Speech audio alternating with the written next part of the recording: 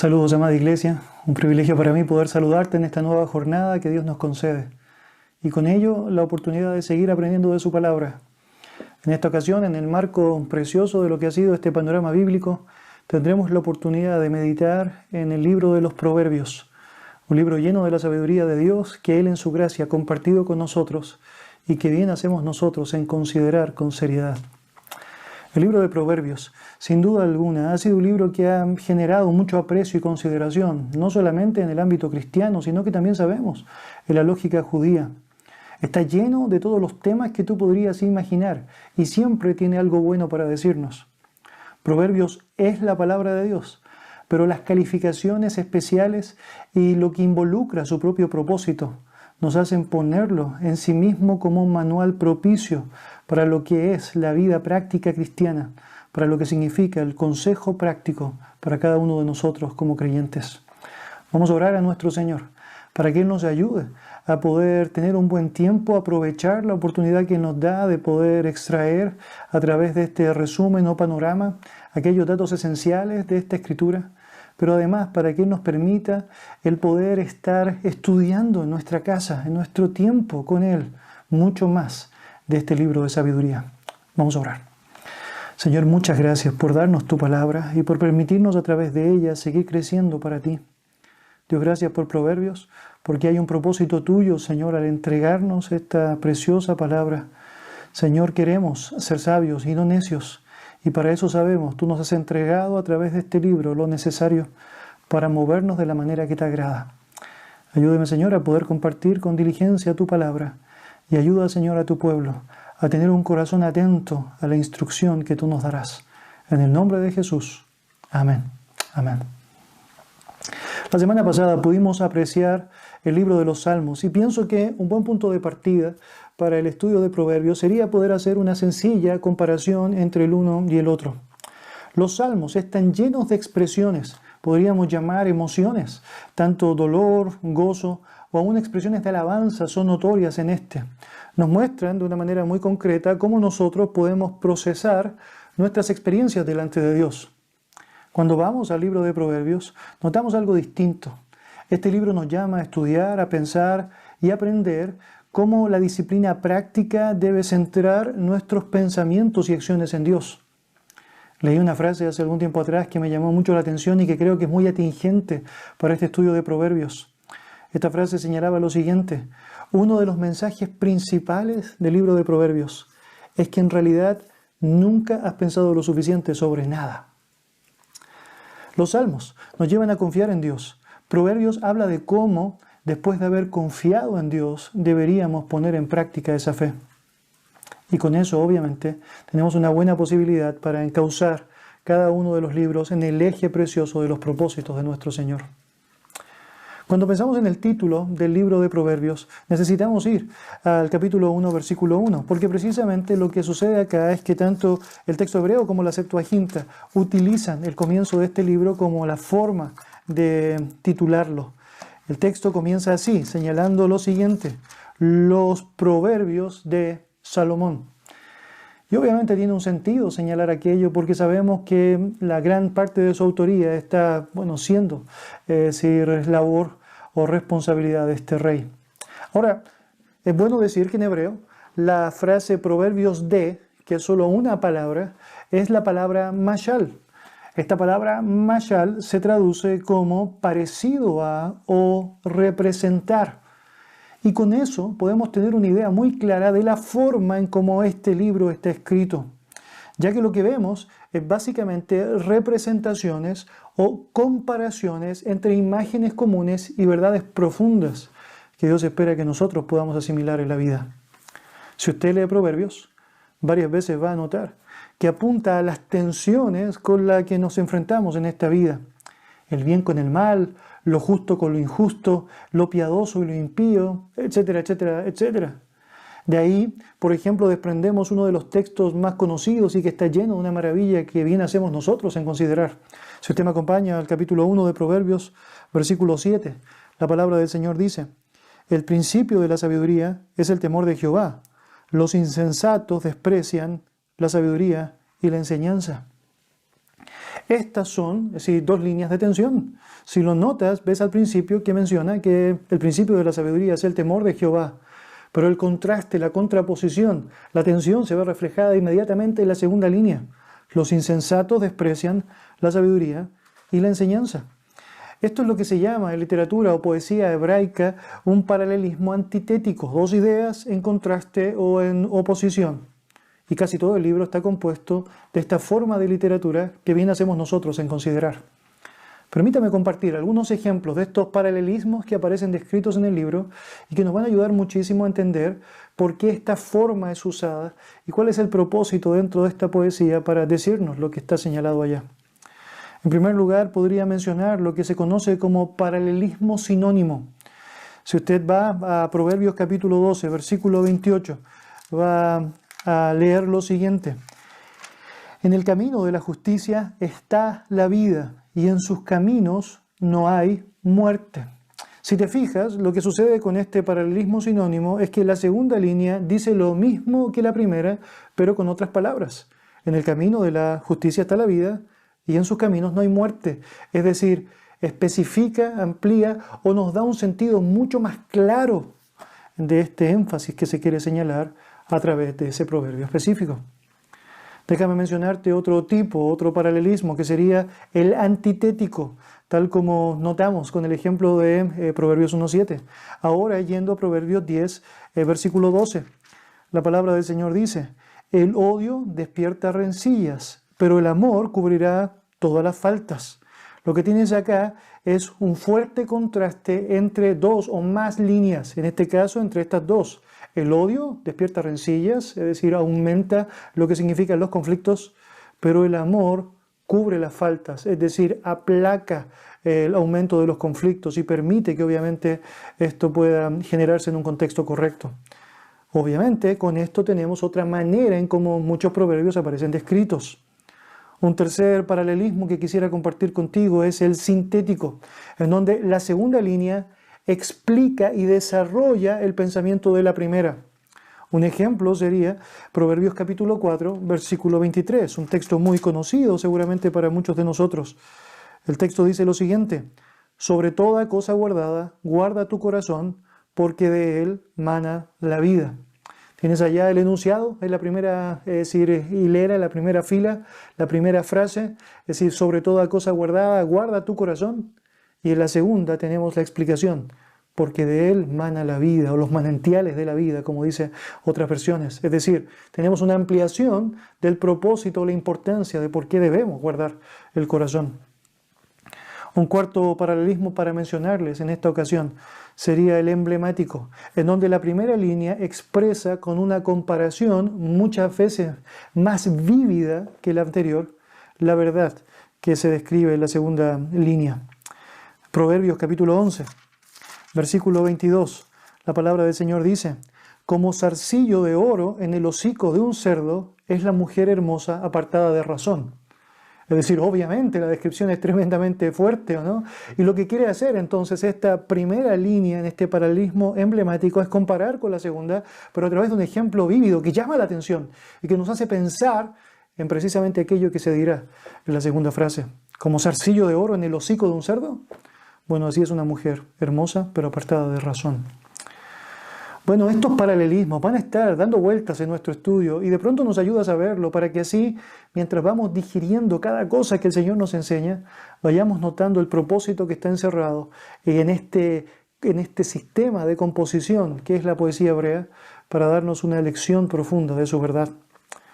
Necesitamos señalar también que aparte de la presencia de paralelismos, la poesía hebrea está llena de símiles, comparaciones que son explícitas, que están introducidas por lo general con esta palabra como, ¿no? Es decir, como, dando así una comparación necesaria entre una cosa y otra. Y también vamos a notar figuras literarias que son propicias de lo que era la cultura de aquellos días.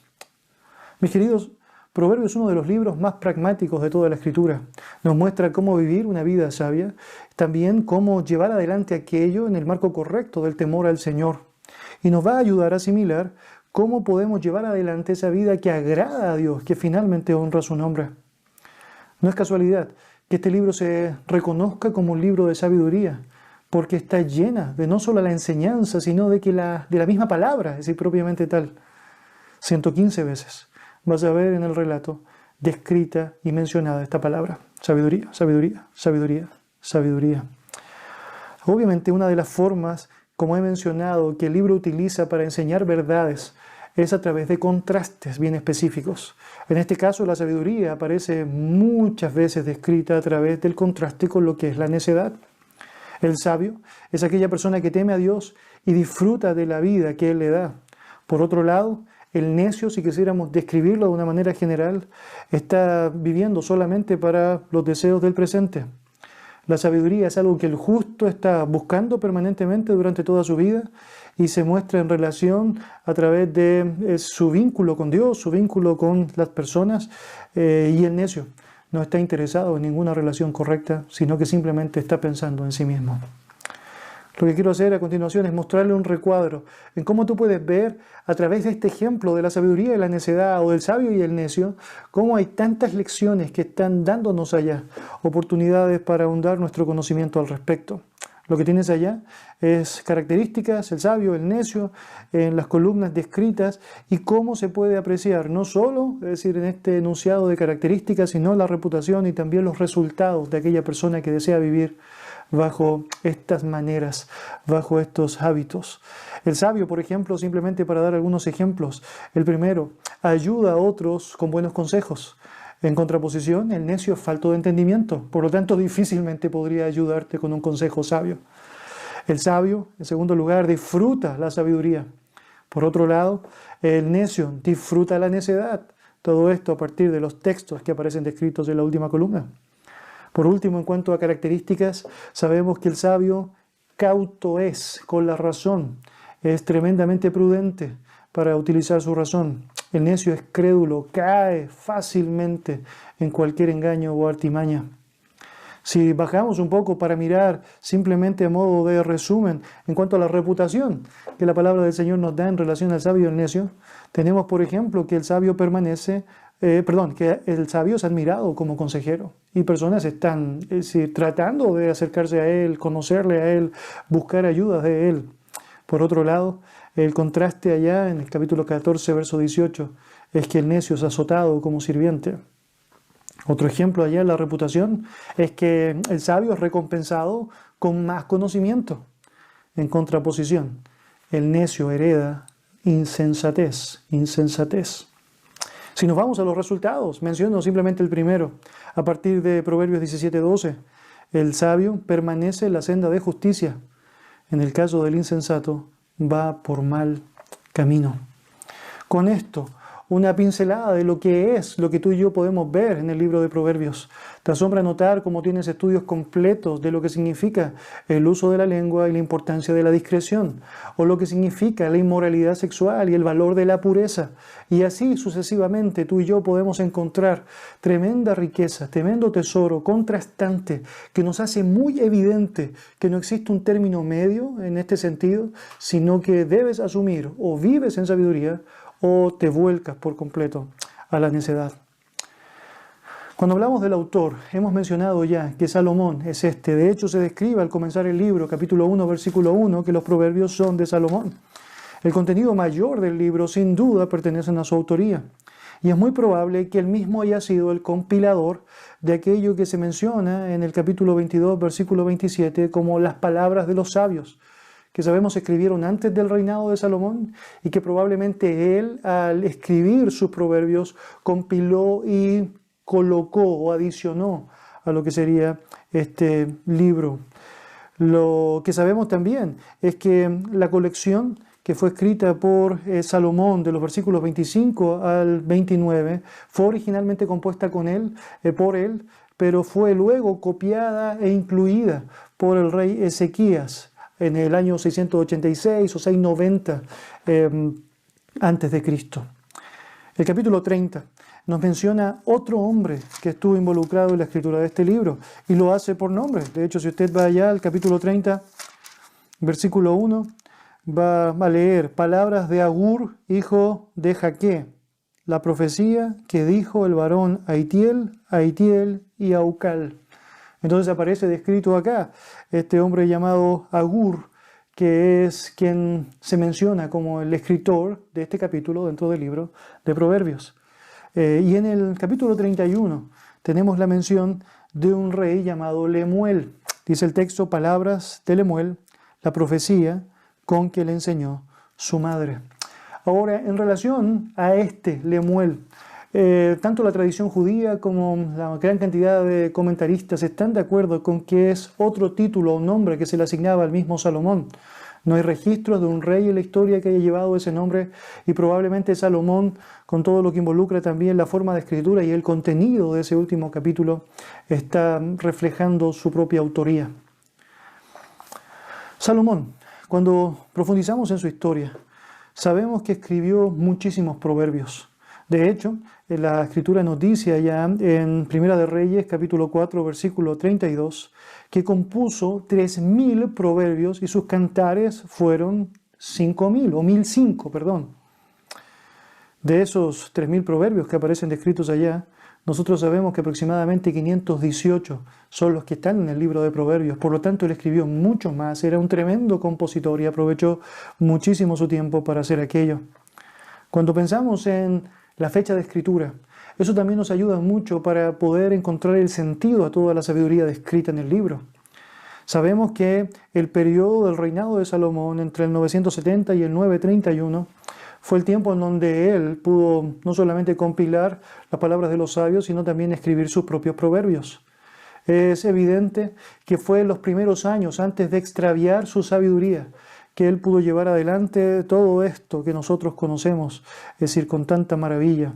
Antes de que su corazón se extraviara, él está dejando registro de esta sabiduría de lo alto, no la animal, carnal y diabólica, sino aquella que procede de Dios y que sabemos, tú y yo en su gracia también podemos tratar de aplicar. En cuanto al manuscrito, como he dicho, esa sección que fue recopilada por hombres en el periodo de Ezequías, probablemente nos da el año en donde esto fue de manera final acabado.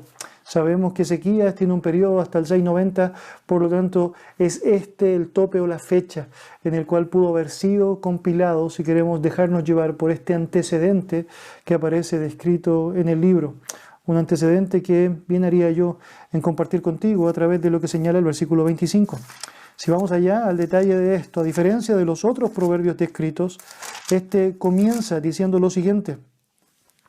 Proverbios 25, versículo 1. También estos son proverbios de Salomón, los cuales copiaron los varones de Ezequías, rey de Judá. Por lo tanto, allá tenemos la posibilidad de datar lo que fue la compilación final de este libro en el año 690 antes de Cristo. Permítame compartir un bosquejo de este libro para así también poder encauzarnos un poco en lo que es el organigrama de su contenido. En primer lugar tenemos el prólogo de los versículos 1 al 7, el título en el versículo 1, el propósito en los versículos 2 al 6 y el tema principal en el versículo 7. Si usted me acompaña al capítulo 1, quiero compartirle algo que hace del libro de Proverbios algo muy especial. A diferencia de los otros libros en donde tú puedes llegar a su propósito a través de estudiar el detalle o el contenido de este, cuando lees el libro de Proverbios, aprecias que inmediatamente te está diciendo cuál es su propósito. Dice versículo 2 en adelante, para entender sabiduría y doctrina, para conocer razones prudentes, para recibir el consejo de prudencia, justicia, juicio y equidad, para dar sagacidad a los simples y a los jóvenes inteligencia y cordura. Oirá el sabio y aumentará el saber, y el entendido adquirirá consejo, para entender proverbio y declaración, palabras de sabios y sus dichos profundos. Por lo tanto, altas expectativas tienes cuando empiezas a leer y a estudiar el libro de Proverbios, porque estos propósitos descritos allá son el propósito de Dios para que precisamente puedan ser aplicados a tu propia vida. El tema, como bien he mencionado al principio, es este, el temor de Jehová y la sabiduría obtenida a partir de lo que significa este concepto correcto de Él, esta reverencia, este sentido de respeto irrestricto a su nombre, y por ende, este aborrecimiento al mal, como menciona Proverbios capítulo 8, este rechazo a aquello que Dios rechaza, y este deseo de amar, de atesorar aquello que Dios ama y atesora. En segundo punto del bosquejo es alabanzas y sabiduría para los jóvenes, que se enmarcan desde el versículo 8 del capítulo 1 hasta el capítulo 9, versículo 18. Luego tenemos proverbios para todos. Esta es una forma de describir la generalidad de los proverbios con múltiples consejos que aparecen descritos en la sección del capítulo 10, versículo 1 hasta el capítulo 29, versículo 27. Y tenemos allá, al final, las notas personales, aquellas que son de Agur, capítulo 30, del 1 al 33, y de Lemuel, que como he mencionado con casi total confirmación o seguridad, es el mismo rey Salomón. ¿Qué podríamos decir del contexto histórico? Bueno, algo de esto hablamos cuando nos tocó estudiar en el panorama lo que fue el estudio de Primero de Reyes. Allá nos aparece la historia de lo que fue el inicio del reinado de Salomón y cómo Dios le da un ofrecimiento tremendo, la oportunidad de escoger qué es lo que Él desea para su vida. La Biblia nos enseña que de manera muy, pero muy sensata, Salomón opta por pedir sabiduría. Él desea llevar adelante la tarea de su reinado y la tarea de su vida con la ayuda de nuestro Dios. Por lo tanto, Él exclama, Él pide, Él solicita sabiduría de lo alto. La palabra del Señor nos enseña que por haber llevado adelante esta petición particular, Dios no solamente le dio aquello, sino que le asignó un montón de riqueza, fama, un montón de reconocimiento. Un reconocimiento que no solamente aparece descrito en el libro de Reyes o Crónicas, sino que además es muy notorio aún cuando llegamos al Nuevo Testamento. Nuestro Señor Jesucristo describe la escena de cómo la reina de Saba y otros están llegando a donde está Salomón para aprender de él, para admirar su sabiduría, para buscar de él reconocimiento necesario y ayuda propicia para ellos también poder crecer. La Escritura nos enseña que gentes y reyes de todo el mundo vinieron a sentarse a los pies de Salomón precisamente para escucharle. Por lo tanto, tenemos allá el comienzo de la historia de él, un comienzo precioso en el Señor, con grandes decisiones, un comienzo en el cual se encuentra enmarcado lo que fue, entre otras cosas, el desarrollo de sus proverbios y lo que es la compilación de estos primeros que sabemos aparecen descritos en el libro que nosotros tenemos. No obstante, la impactante realidad de su vida nos manifiesta que él fracasó. Y básicamente lo hizo al no vivir la verdad que él conocía. La palabra del Señor nos enseña en relación a la sabiduría que no es algo que tú obtienes y que nunca más vas a perder. La sabiduría es la oportunidad que tú y yo tenemos de vivir constantemente en coherencia con aquello que el Señor nos ha enseñado. Una vez que dejas de vivir en esa coherencia, dejas de experimentar la sabiduría. Y Salomón es el mejor ejemplo para eso que tenemos en la Biblia, porque de manera muy clara tú y yo podemos notar cómo pasa desde el libro de Proverbios hasta el libro de Eclesiastés, de un paso al otro, notando por un lado la importancia de la vida sabia y por otro lado lo vacío que se hace cuando Dios no está presente como debe estar. La Biblia nos enseña que no solamente él fracasó en la manera de vivir, en cuanto a lo que conocía correctamente, sino que también nos enseña que su hijo Roboam, siendo subsecuente, rechazó también la enseñanza de su padre. Y eso es tremendamente triste, porque de ahí es donde vemos esta separación del reino, esta división, que claramente en la lógica humana es parte de una mala asimilación de Roboam a lo que era el consejo sabio. El libro de Proverbios nos muestra consejos abiertos y directos que Salomón compartió con su hijo. Consejos que, como he mencionado, tristemente, él no estuvo dispuesto a llevar. Proverbios contiene una mina de oro en lo que significa la teología bíblica. Refleja temas de las Escrituras traídos al nivel de la justicia práctica. A través de lo que nosotros podemos apreciar allá, notamos como uno de sus propósitos en el capítulo 1, versículo 3, es para recibir el consejo de prudencia, justicia, juicio y equidad. Y con eso Dios nos da la posibilidad de poder formar una ética correcta a la luz de su revelación. Estamos siendo llamados a cuestionar ciertos elementos de nuestros pensamientos para poder dejar que Dios sea la autoridad sobre aquellos que todavía no lo han sido. Proverbios llama al hombre a vivir como el Creador quiso que éste viviese. Y de esa manera tenemos una gran responsabilidad de obedecer lo que nos está enseñando o demandando. Aunque Proverbios es práctico, no es superficial, tampoco es externo, porque contiene elementos éticos que recalcan la vida, la rectitud, y todo eso obviamente se sostiene en una relación correcta con Dios, una relación que debemos cultivar. La promesa continua de Proverbios es que generalmente los sabios, los justos, que obedecen a Dios, van a vivir más, capítulo 9, versículo 11, van a prosperar, capítulo 2, versículo 20 al 22, experimentarán gozo, capítulo 3, versículo 13 al 18, y también la bondad de Dios, capítulo 12, versículo 21, mientras que los necios van a sufrir vergüenza y muerte. Ahora, he mencionado un detalle en esta última argumentación o en este último párrafo. He dicho que la promesa continua de Proverbios es que generalmente los sabios tienen esto. Y con eso quiero mencionar algo que creo que es muy importante que tú y yo asimilemos cuando estudiamos el libro. Cuando interpretamos el relato de este escrito, es sumamente importante mantener en mente que los proverbios son consejos sabios y están asimilados bajo esa forma de literatura.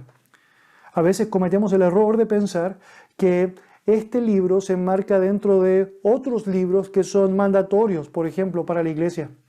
Lo que sabemos de este en particular es que hay guías, lineamientos divinos y sabios que son importantes, pero no son leyes inflexibles ni promesas absolutas. De hecho, he mencionado, por ejemplo, una de las cosas que son reiterativas en el libro de Proverbios, que, por ejemplo, los justos van a prosperar. Y bueno, tú sabes, no siempre eso sucedió. Y Job nos ha dado una tremenda lección de que a veces aquellos que viven en justicia también la pasan mal. Por lo tanto, son principios y consejos generales que necesitamos asimilar, que hacemos bien con tratar de llevar al terreno de la práctica, pero no son leyes inflexibles en ese aspecto, y claramente eso nos ayuda muchísimo para poder entrar de buena manera a lo que está enseñando este libro. Hay un número importante de temas que son tratados en Proverbios, los cuales son ofrecidos no siempre con un orden determinado, pero sí con propósitos específicos. ¿Qué más podría compartir con ustedes? Bueno, hace mucho sentido el apreciar los personajes del libro. Este libro está lleno y repleto de todo tipo de, personajes especiales. Por ejemplo, el joven necio que se deja seducir por la esposa de su vecino, Proverbios capítulo 7. Por otro lado tienes al perezoso o el flojo, a quien le cuesta hasta llevar la comida a su boca. En Proverbios 19, 24 o 26, 15. Tienes también a la esposa molestosa que siempre está dando, problemas a su marido. Proverbios 27, versículo 15. Todos aquellos personajes inventados por los autores que nos recuerdan a personas que en algún momento no solamente nos ha tocado conocer, sino que a veces nos ha tocado ser. Pero una de las características más interesantes del libro es que hay muchas mujeres protagonistas dentro de este. Por ejemplo, tienes a la madre sabia, Proverbios 18, versículo 1 al 8, capítulo 1, versículo 8. Tienes a la mujer adúltera, Proverbios 2, versículo 16, o Proverbios 5, versículo 1. Tienes a la mujer insensata en Proverbios 9, versículo 13. Tienes a la mujer virtuosa en Proverbios 12, versículo 4, o Proverbios 31, versículo 10. Tienes a la mujer sabia y la mujer necia, Proverbios 14, versículo 1. La esposa rencillosa en Proverbios 21, Proverbios 25. Por lo tanto, en este sentido, tú y yo tenemos en Proverbios uno de los libros más característicos en cuanto a un rol o un reconocimiento importante de lo que es la mujer. A veces estas están representando amenazas en una vida caracterizada por la sabiduría. En otras ocasiones representan las mejores características de una vida auténticamente sabia. Yo quisiera mencionar, a través de una pincelada, un panorama de lo que son algunos de los capítulos y versículos reconocidos de este libro y que nos pueden ayudar muchísimo, bien nos hacen al tener en consideración. En el capítulo 1, versículo 7, tal como he mencionado, la palabra del Señor dice que el principio de la sabiduría es el temor de Jehová. Los insensatos desprecian la sabiduría y la enseñanza. Y el texto es claro al señalar allá, tú no puedes ser sabio si tú no tienes una relación correcta con Dios. Nosotros sabemos que en el mundo hay muchas personas que son reconocidas como gente sabia. Y claramente la interpretación que se da a ello es que el conocimiento específico en una materia los cataloga como tal. En el caso bíblico, la sabiduría se describe como aquella realidad que es experimentada por las personas que son consecuentes con la palabra de Dios, que viven en coherencia con lo que el texto bíblico señala. Ha habido mucho debate en relación a qué significa el temor del Señor, el temor de Jehová.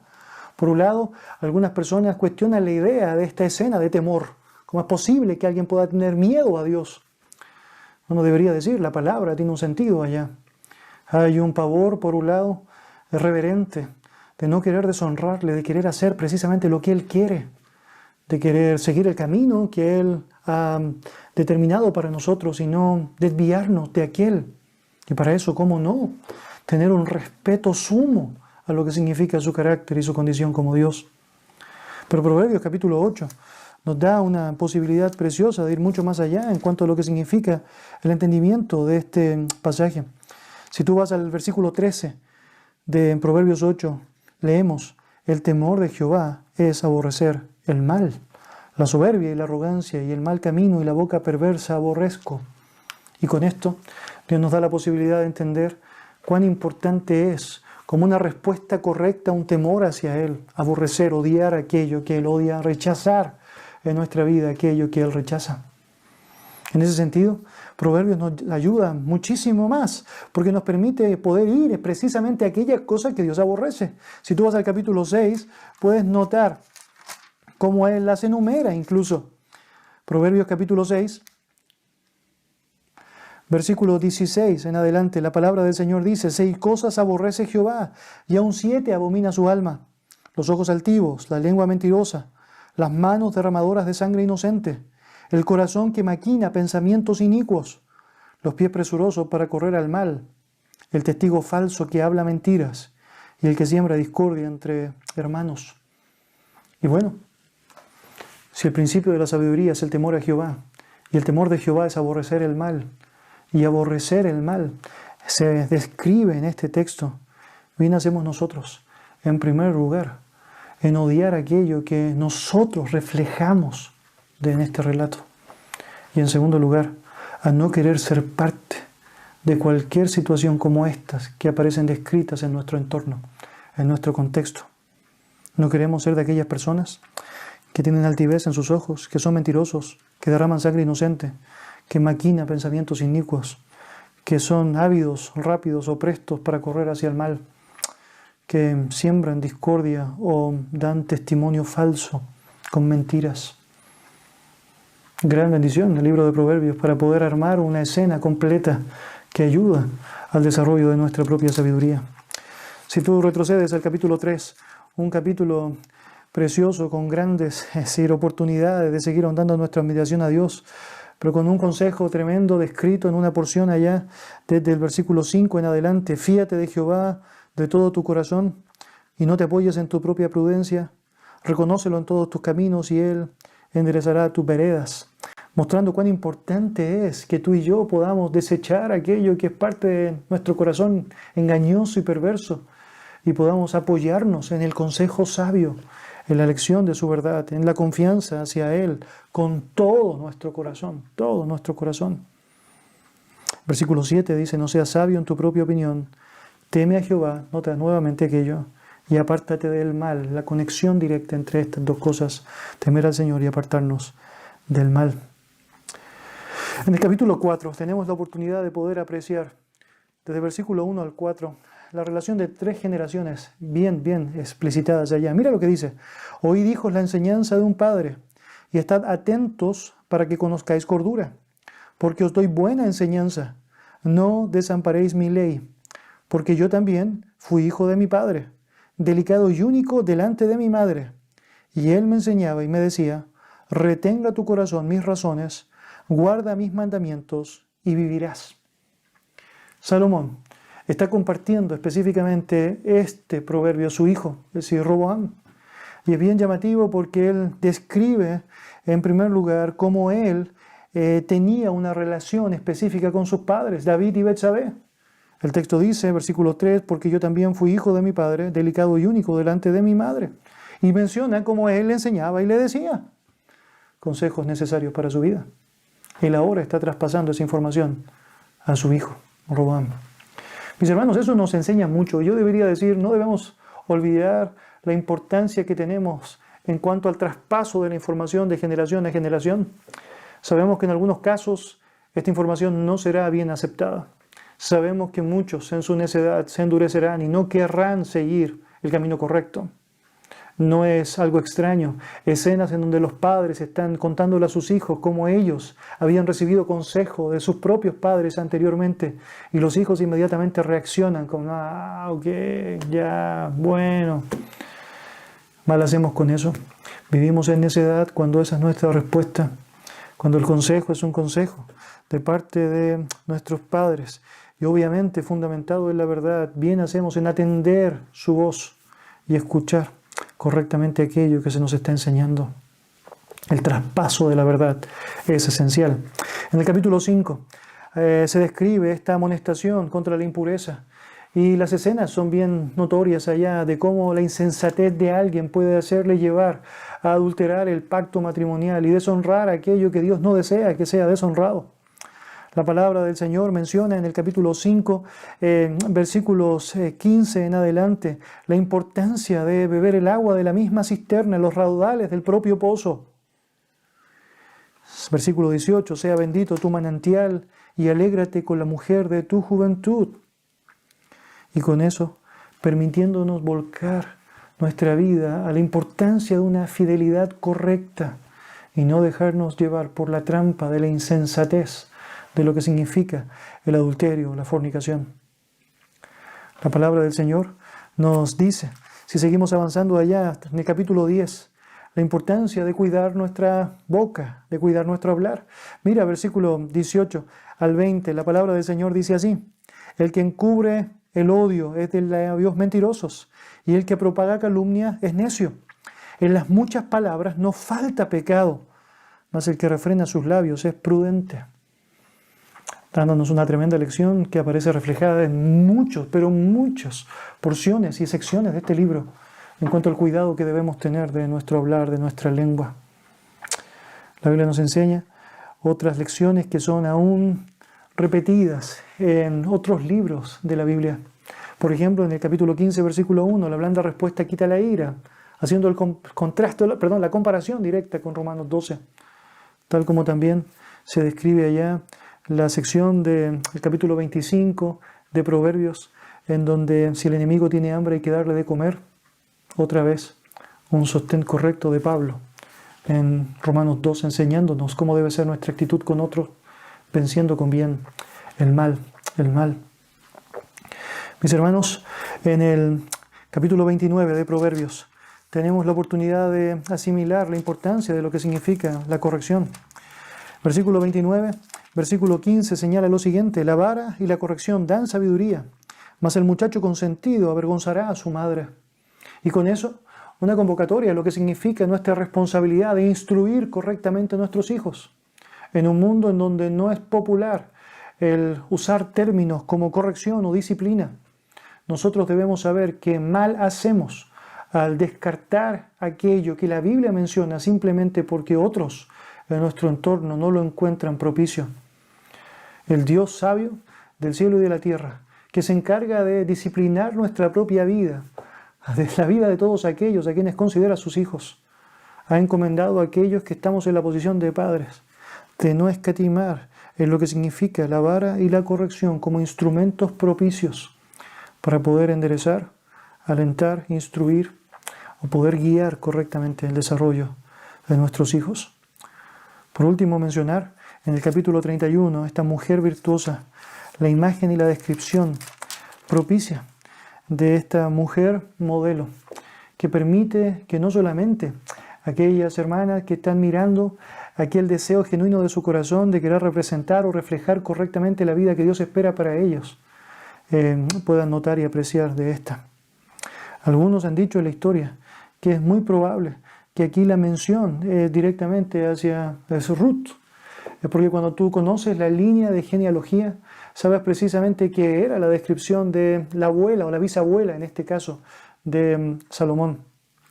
Probablemente ella sería un fiel reflejo de varios de los detalles, o gran parte, si no todos los detalles que aparecen descritos acá. Mis queridos, quisiera mencionar de una manera especial en esta ocasión, sabiendo que estamos tratando un tema práctico, es decir, 2 consejos prácticos que podría compartirles en esta mañana y que podrían ser de gran ánimo para tu vida, de gran desafío para ejecutarlos correctamente. En primer lugar, quisiera decirte, aprecia la instrucción, valora, estima, considera la instrucción. Si usted va a Proverbios capítulo 4, versículos 7 al 9, la palabra del Señor dice lo siguiente: sabiduría, ante todo, adquiere sabiduría, y sobre todas tus posesiones adquiere inteligencia. Si usted sigue allá, engrandécela y ella te engrandecerá. Ella te honrará cuando tú la hayas abrazado.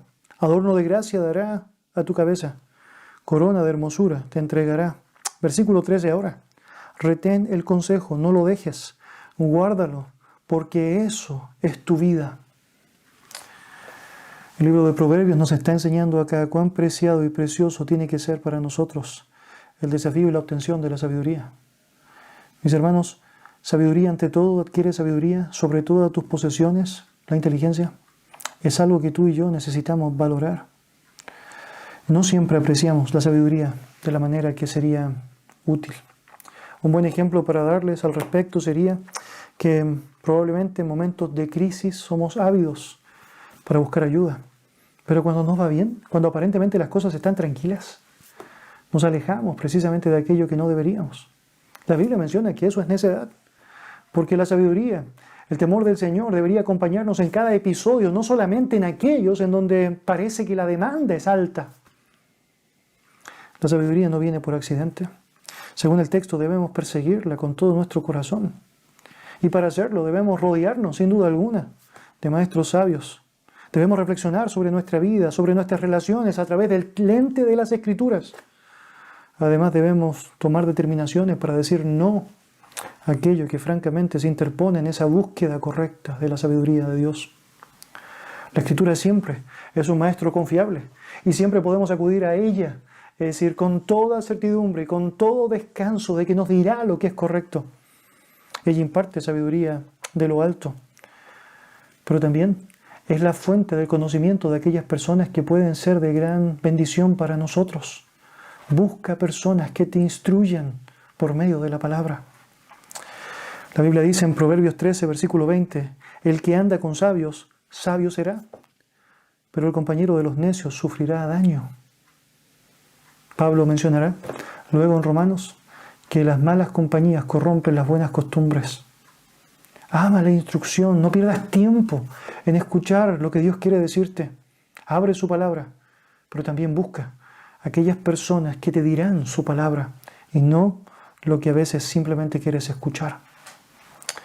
Proverbios 12, versículo 26 dice: el justo es guía para su prójimo, pero el camino de los impíos los extravía. La vida es complicada y nuestro enemigo es engañoso. Si no buscamos disciplinadamente la sabiduría y la instrucción, corremos el riesgo de ser capturados por las mentiras y las soluciones fáciles.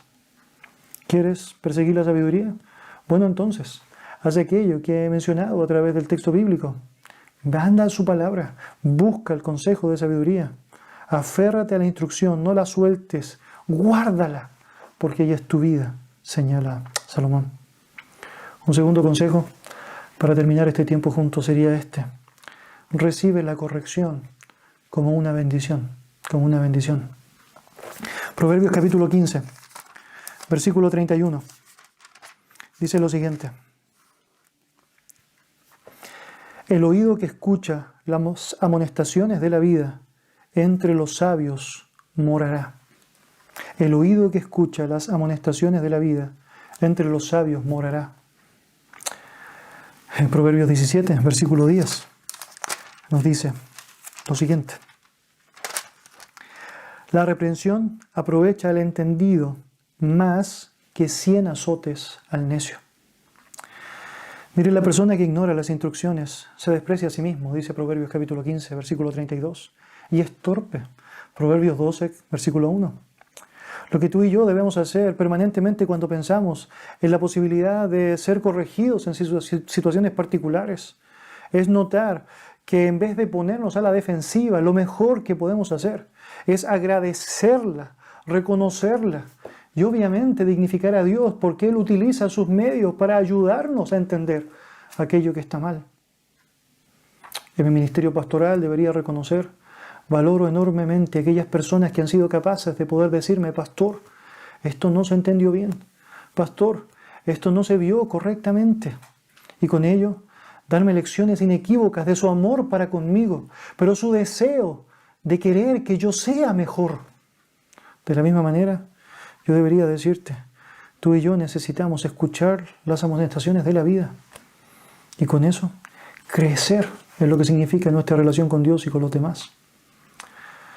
Usted en algunas ocasiones va a recibir una crítica que podría ser injusta en un 98%, pero en un 2% hay algo de lo cual usted se tiene que arrepentir. Dé las gracias y arrepiéntase por eso. De esta manera, usted podría empezar a poder generar no solamente un corazón de humildad necesario en la vida cristiana, sino también el desarrollo y el crecimiento que es propicio, de acuerdo a la palabra del Señor. Dios disciplina a las personas que ama. Él a menudo usa a otras personas como instrumentos para corregirnos y enseñarnos a avanzar. Todo el propósito de eso es que crezcamos a la madurez en el Señor. Por lo tanto, regocijémonos con aquella corrección paternal, la cual es evidencia no solamente de lo que es la adopción de Dios cada vez que Él la aplica en nosotros, sino también el amor de nuestros hermanos cada vez que se acercan a nosotros con la palabra viva y nos dicen: hermano, considera esto, aprecia esto, anímate a corregir esto. Mis queridos, tanto que decir en tan poco tiempo, pero Dios nos da la posibilidad a través de esto de querer seguir aprendiendo de Él y meditando en este libro que Él ha compartido con nosotros, con el propósito claro de ayudarnos a hacernos más sabios, con una sabiduría que no simplemente se estima en el desarrollo cotidiano de nuestra vida, sino que por sobre todo reconoce a Cristo como aquel en quien se encierran todos los tesoros de la sabiduría, como su Señor y Salvador. Vamos a orar. Señor, gracias por tu palabra preciosa, gracias por Proverbios, gracias por darnos la oportunidad de tener por medio de este libro lo que necesitamos. Ayúdanos a considerarlo día a día, Señor, noche a noche. En el nombre de Jesús. Amén.